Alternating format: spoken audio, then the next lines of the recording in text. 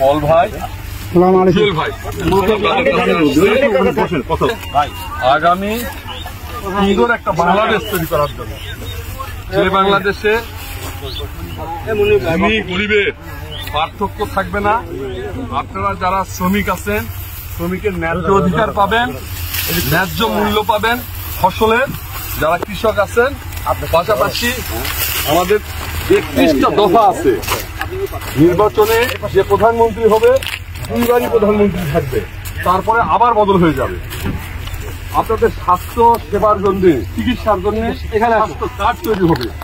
সেই কার্ডের মাধ্যমে আপনারা সকল রোগের চিকিৎসা পাবেন। রেশন কার্ড তৈরি হবে।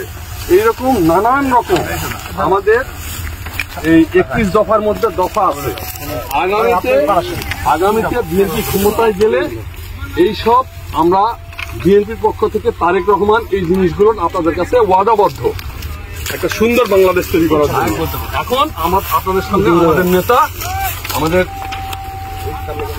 জুয়েল ভাই এবং পল ভাই আপনাদের উদ্দেশ্যে কিছু বলবেন। আসসালামু আলাইকুম, কেমন আছেন আপনারা?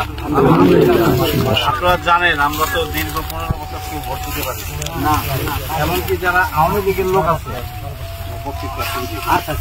যারা আওয়ামী লীগের লোক আছে তারাও ভোট দিতে পারে নাই, জানেন? তারাও আক্ষেপ করছে যে কি ব্যাপার, আমার ভোট দিয়ে দিছে, মৃত মানুষের ভোট দিয়ে দিছে, বিদেশের ভোট দিয়ে দিছে, আবার ভোট ছাড়াই সরকার হয়ে গেছে, ভোট ছাড়াই 151 জন এমপি হয়ে গেছে, জানেন না? আমরা কিন্তু দেশের নেত্রী বেগম খালেদা জিয়া এবং তারেক রহমানের পক্ষ থেকে মানুষের ভোটের অধিকারের জন্য আন্দোলন করছি। ওইটার ধারাবাহিকতায় ওদের জুলুম অত্যাচার বাড়তে বাড়তে বাড়তে বাড়তে এক পর্যায়ে কিন্তু মানুষ অতিষ্ঠ হয়ে পরে ছাত্র, বিএনপি, সাধারণ জনগণ, এমনকি আওয়ামী লীগের লোকেরাও যাদের বিবেকটা জাগ্রত ছিল, তার আওয়ামী লীগের লোকেরাও যারা পুরনো আওয়ামী লীগ, তারাও কিন্তু রাজপথে নাই না। এই আন্দোলন সংগ্রামের ফলে কিন্তু হাসিনা পালায় গেছে।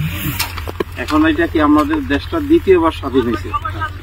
দ্বিতীয়বার স্বাধীন হয়েছে, আগের বার যে স্বাধীনতা হয়েছিল সে স্বাধীনতার ফল আমরা সবাই ভোগ করতে পারিনি, কারণ একটা দল পুরো স্বাধীনতার যুদ্ধটা তাদের পকেটে নিয়ে গেছে। যারা আওয়ামী লীগ করলেই মুক্তিযোদ্ধা, আওয়ামী লীগ না করলেই রাজাকার, এরকম বানাইছিল না পরিস্থিতিটা।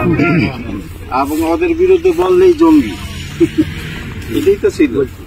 এখন আন্দোলন সংগ্রামের মাঝে 5ই আগস্ট গেছে, হাসিনার পতন হয়েছে, কিন্তু 13 জুলাই 2023 তারিখে শহীদ রাষ্ট্রপতি জিয়া রহমান এবং খালেদা জিয়া, ওনাদের দুইজনের যে সুযোগ্য সন্তান তারেক রহমান, আপনারা তো চিনেন তারেক রহমান, উনি 2023 সালে 13 জুলাই রাষ্ট্রটা কিভাবে চলবে যদি আপনারা ভোট দিয়া বিএনপিকে জয়যুক্ত করেন, যদি রাষ্ট্র ক্ষমতায় পাঠান, তাহলে রাষ্ট্রটা কিভাবে চলবে এটা উনি 31টা দফা ঘোষণা করছিলেন।